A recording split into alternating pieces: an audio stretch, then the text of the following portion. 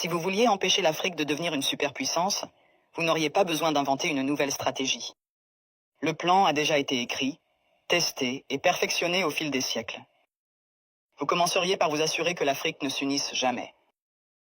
Le moyen le plus simple de le faire est de maintenir les gens divisés selon des lignes ethniques, tribales et religieuses. S'ils commencent à travailler ensemble, rappelez-leur les griefs passés. Ravivez les vieilles blessures, financez les mouvements séparatistes, maintenez les différends frontaliers non résolus. Assurez-vous qu'à chaque fois qu'ils font un pas en avant, ils en font deux en arrière parce qu'ils sont trop occupés à se battre entre eux. Vous installeriez des dirigeants qui servent des intérêts étrangers, pas leur peuple. Trouvez les plus corrompus, les plus facilement manipulables, ceux qui désirent la richesse et le statut plus que le progrès. Offrez-leur le pouvoir en échange de leur loyauté. Si un leader émerge qui se soucie réellement de l'Afrique, débarrassez-vous de lui. Assassinez-les si nécessaire. Mais si c'est trop compliqué, déstabilisez simplement leur gouvernement et soutenez un coup d'État. S'ils parlent de nationaliser les ressources, faites-en un exemple. S'ils essaient d'unir l'Afrique, éliminez-les avant que l'idée ne se propage.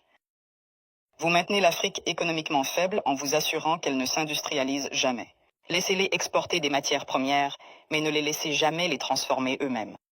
Contrôlez les mines, les champs pétrolifères, les minéraux rares.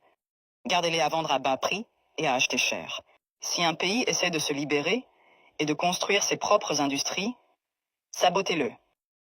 Imposez des sanctions, déstabilisez sa monnaie. Financez l'opposition locale, faites s'effondrer son économie.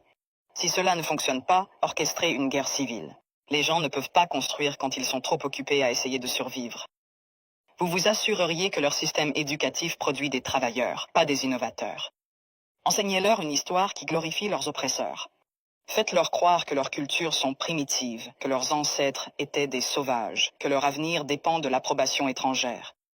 Entraînez-les à mémoriser, pas à penser de manière critique. Gardez leurs meilleurs et plus brillants à la recherche d'opportunités à l'étranger. Faites-leur rêver de quitter l'Afrique plutôt que de la réparer. Offrez des bourses qui emmènent leurs esprits les plus brillants vers l'Occident et ne les encouragez jamais à revenir. Laissez le continent continuer à former des médecins et des ingénieurs seulement pour qu'ils aillent enrichir d'autres nations. Vous contrôleriez leurs récits. Possédez leurs médias, contrôlez leurs histoires, dictez leur image au monde. Faites-leur croire qu'ils sont corrompus, sans espoir, éternellement en crise. Inondez leurs écrans de pornographie de la pauvreté et de zones de guerre. Montrez-leur des publicités caritatives qui leur font croire qu'ils sont impuissants, sans l'aide étrangère. Minimisez leur réussite. Transformez leur victoire en incidents isolés.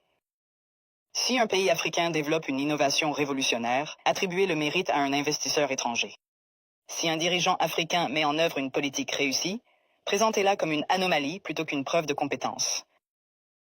Vous vous assureriez qu'ils restent dépendants, les noyer dans la dette. Offrir des prêts avec des conditions impossibles. Les forcer à tout privatiser pour que des entreprises étrangères possèdent leur eau, leur électricité, leurs terres. Lorsqu'ils luttent, leur donner juste assez d'aide pour les maintenir en vie, mais jamais assez pour les rendre autonomes. Utiliser des œuvres de charité pour créer une culture de dépendance plutôt que de résilience. Les faire penser que l'intervention étrangère est nécessaire, qu'ils ne peuvent pas résoudre leurs propres problèmes, qu'ils ont toujours besoin d'aide de l'extérieur. Vous supprimeriez leurs forces militaires. Maintenir leurs armées faibles, leurs industries de défense inexistantes. Leur vendre des armes pour qu'ils se battent entre eux, mais ne jamais les laisser développer une technologie militaire de pointe. Si un pays essaie de construire un système de défense solide, l'accuser d'être une menace pour la stabilité. S'assurer qu'ils aient toujours besoin de casques bleus étrangers, de bases militaires étrangères, de conseillers étrangers contrôlant leur sécurité. Les garder vulnérables à l'invasion, aux coups d'État et à l'ingérence étrangère. La formule est simple. Diviser, corrompre, exploiter, désinformer, contrôler.